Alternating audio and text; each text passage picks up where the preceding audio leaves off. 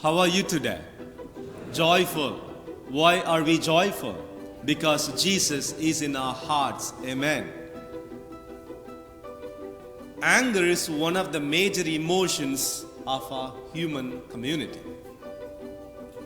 Whenever we get angry, we react differently.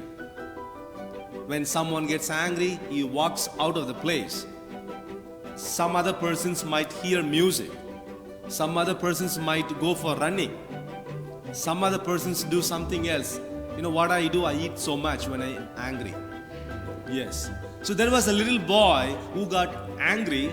And whenever he gets angry, he goes out of the house and climbs the tree and sits on the top of the tree. And one day he got angry and he went out of the house. He climbed the tree. He was on the top of the tree. The mother was so worried.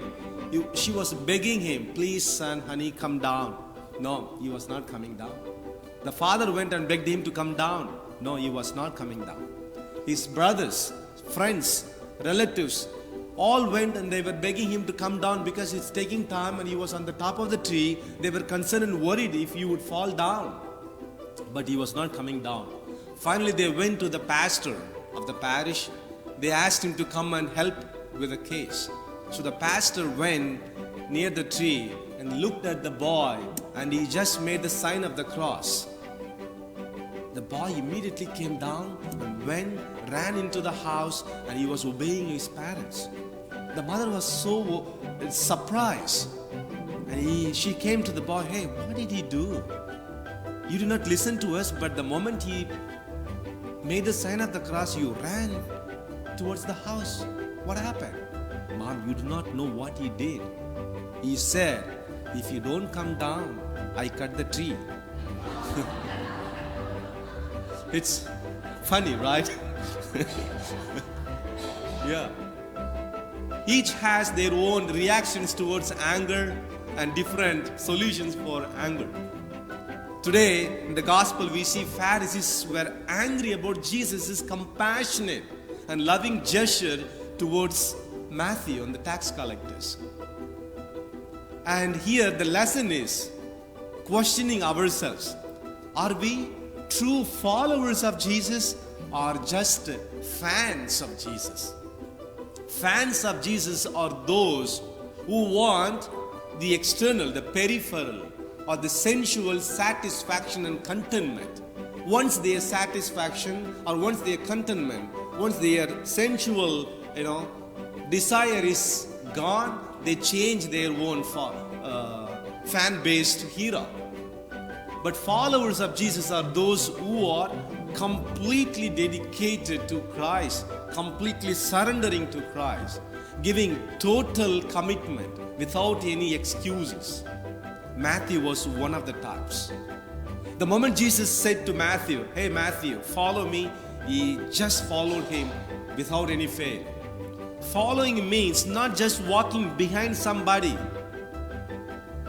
imbibing or inculcating, or just doing or living the way that someone else is living.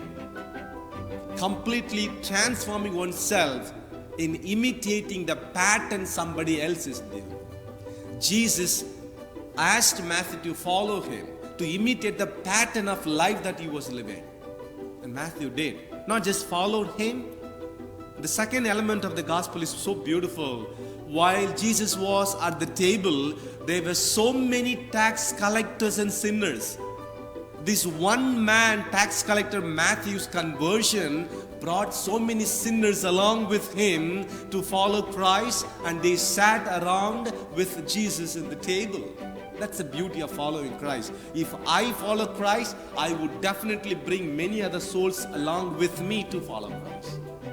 Matthew followed and he brought many souls with him following Christ. And third element of the gospel is beautiful. He hosted dinner for Jesus and his friends. Every time we follow him, every time we bring someone with us to follow him, we host a dinner for Jesus and we sit with Jesus at that dinner in our hearts, in our souls. Fans do not do that.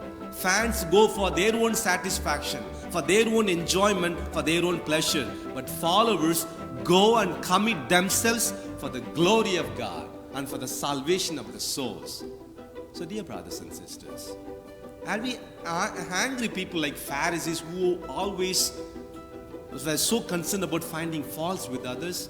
Or are we like Matthew, though we had our own sinful past, but we have a greater sainthood future, and thus we are ready to follow him, and we are ready to take some souls with us, and we are ready to host dinner for Jesus, to sit next to him and savor the sweetness of God's love in our life. Every sinner has a future, and every saint had a past. Let us become saints every day and gradually. May the name of God be glorified. Amen.